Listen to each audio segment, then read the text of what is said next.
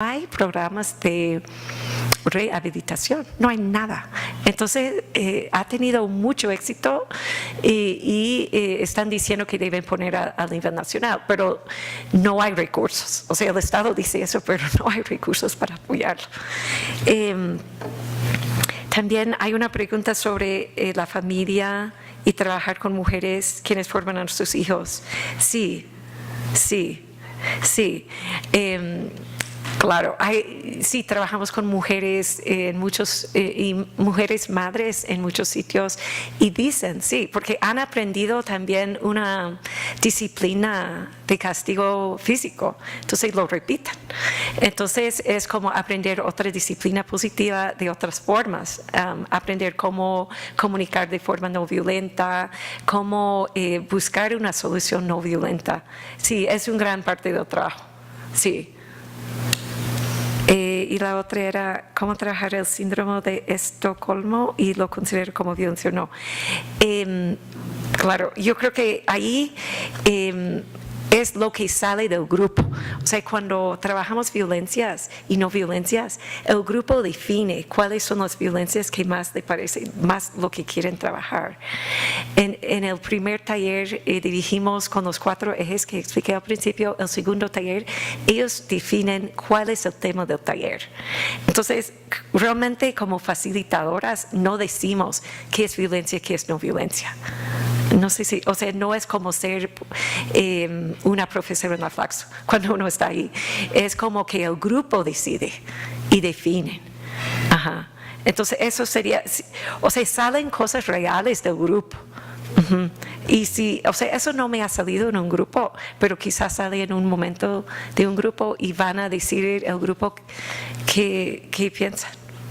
Ajá. Gracias. Bueno, un momentito, todavía hay una última pregunta y es para todas. Les leo y bueno, van respondiendo quien quiera responder o todas. Bueno, la pregunta es, en esta mesa de la tarde, en esta mesa redonda, no hay ningún hombre aquí en la mesa. ¿Por qué? ¿Piensan que esto es un problema? ¿Sí o no?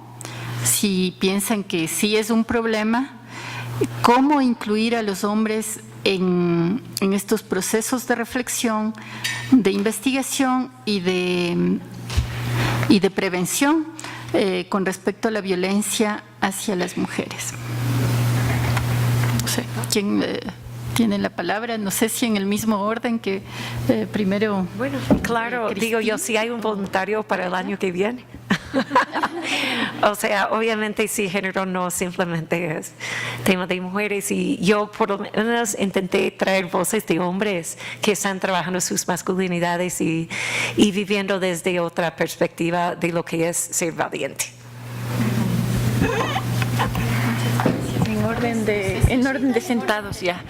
Bueno, yo creo que el proceso de transformación de los patrones patriarcales es un proceso de trabajo de todos y todas y todes. En ese sentido, creo que está abierta esta posibilidad y esta necesidad de incorporar cada vez a más personas aliadas dentro de la lucha feminista. Sin embargo, también se ha de decir que no resulta sencillo también este proceso de incorporación de hombres en nuestras luchas, muchas veces, porque resulta complejo reconocer el lugar de privilegio que ocupan. Entonces, de algún modo yo diría, este proceso de transformación de los patrones socioculturales basados en las prácticas y concepciones patriarcales es un proceso de todos y todas, y que en ese sentido tenemos que caminar, pero creo que el punto fundamental es reconocer el lugar de privilegio que ocupamos, ¿no? Así como nosotras también hemos hecho una reflexión hacia adentro del movimiento feminista del lugar privilegiado que ocupamos, por ejemplo, en razón de clase, en razón étnica, y poder desde ese lugar también pensar y promover un proceso de transformación social, ¿no? Entonces creería yo que la base está en eso. Hay una apertura, por supuesto, pero creo que parte de este reconocimiento. Gracias por la pregunta. Esto no es un problema que tenemos mujeres, es una conquista histórica, ¿no? Tener los protagonismos y justamente romper el monopolio de la palabra. Esta pregunta de por qué no hay hombres en la mesa, que me parece bien productiva y gracias a la persona que la hizo, no se hace cuando hay una mesa conformada solo por hombres. No suele hacerse nunca, porque ese es un privilegio naturalizado, ¿no? Sí se nos hace cuando somos solo mujeres, incluso hablando de nuestras propias luchas, y eso es bastante curioso también. Entonces, primero es desnaturalizar eso, ¿no es cierto? Justo ahorita en México, en Colombia y en Quito hay diferentes eventos culturales en donde más bien el cuestionamiento ha sido, hay planas enteras de hombres. ¿Por qué no nos hacemos la pregunta cuando los carteles o las mesas están conformadas solo por colegas? Por ejemplo, es curioso, ¿verdad? Entonces, esta es una invitación a desnaturalizar eso también. Ahora, me parece también interesante la pregunta porque, ¿qué pasa con un problema que pasa descrito de manera nítida? Me parece que es un problema social, ¿no? Por eso siempre yo no me canso de decirle en ningún espacio, el género no es un tema y no está segregado, es decir, no es algo que se reduce a una comprensión temática, es una perspectiva crítica y es una mirada diseñada por las mujeres y es una mirada diseñada históricamente desde el feminismo, ¿no? Que habla de las luchas de las mujeres o de cómo mirar la transformación social a partir del daño colectivo que ha habido contra las mujeres a través de muchas expresiones de violencias que son patriarcales, ¿verdad? Entonces, por eso las luchas, que las luchan siempre sus protagonistas, sean estudiantes, mujeres, poblaciones afrodescendientes, movimientos indígenas, etcétera, lo que hacen es diseñar una mirada a partir de la demanda social que invita a el resto de la sociedad a mirar un daño o un diagnóstico o un problema a través de sus protagonistas. Por eso hablamos las mujeres y por eso es una conquista histórica. Ahora, nosotras llevamos autoconvocadas más o menos 1000 años colectivamente, ¿no? Y esperamos de esos 1000 años, 800 años para el ingreso masivo a la universidad. Por ejemplo, porque era el ámbito desde el que yo hablaba. Si contamos las primeras universidades como los primeros centros medievales en Bolonia, por ejemplo, y después del ingreso masivo de mujeres, esperamos más o menos 800 años y vamos a disputar ese espacio también, ¿no? Por eso lo vamos a ocupar. Ahora, ¿qué pasa con colegas o estudiantes hombres o hombres en general, ¿no?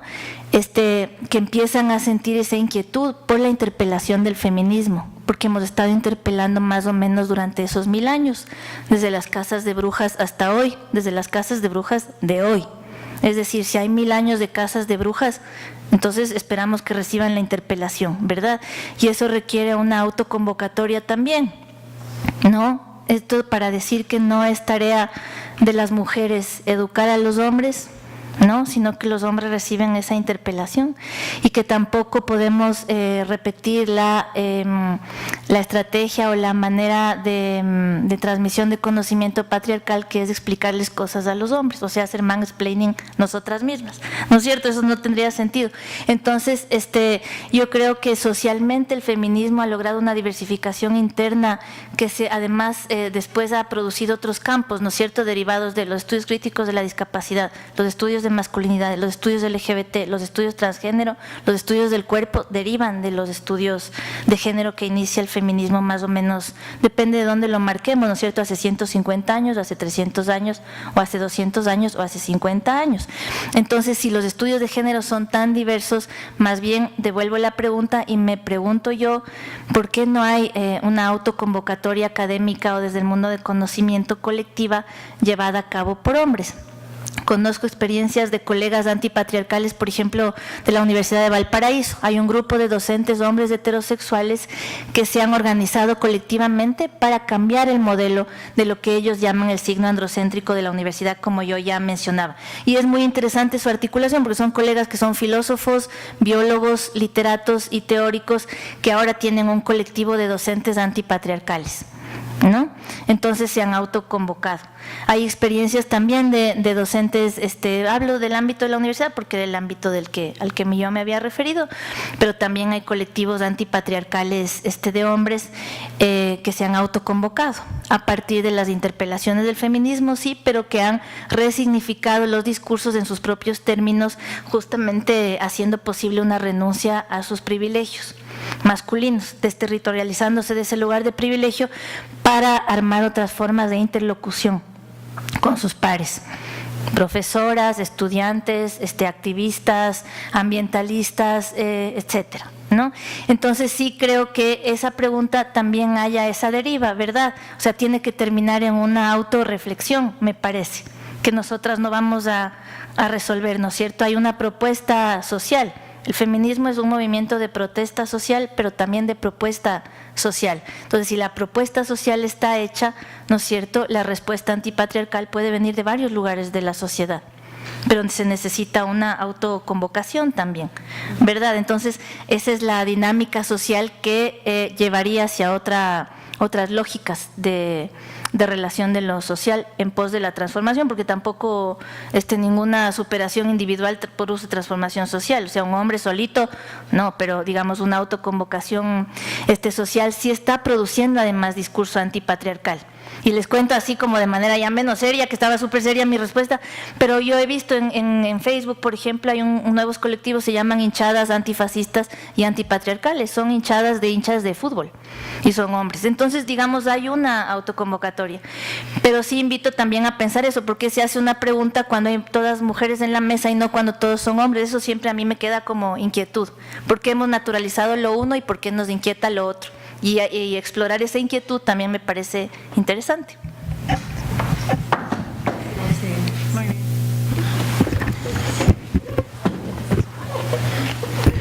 Bueno, respecto a la pregunta de la ausencia de los hombres en esta mesa, yo diría que primera cosa que es ser feminista, la lucha feminista es una lucha muy compleja. O sea, la universidad, como lo decía Cristina, tiene siglos de historia y tiene un modelo masculino medieval que tiene presencia en muchas formas hasta el día de hoy.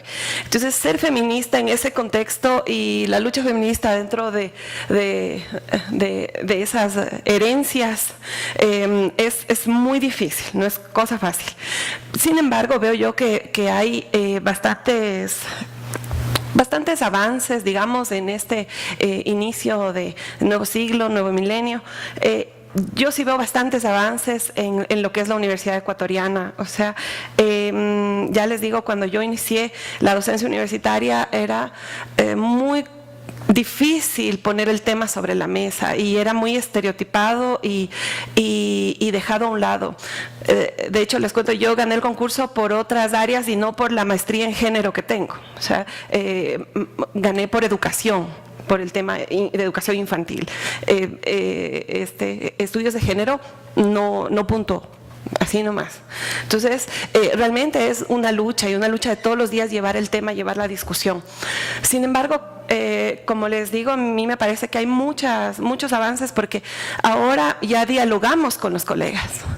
Ahora tenemos compañeros, voy a decir que tengo el gusto de haber sido invitada por compañeros. El decano de la Facultad de Ciencias de la Ingeniería, Juan Bravo, me hizo la invitación a través del director general del estudiante Héctor López, y debo decir que en este evento también está Álvaro Pazmiño, que es compañero de mi grupo de investigación, y trabajamos todas las formas de convivencias, de diversidades, desde diferentes perspectivas. Entonces, ya estamos presentes, ya dialogamos, ya trabajamos conjuntamente y yo puedo traer mi tema a discusión.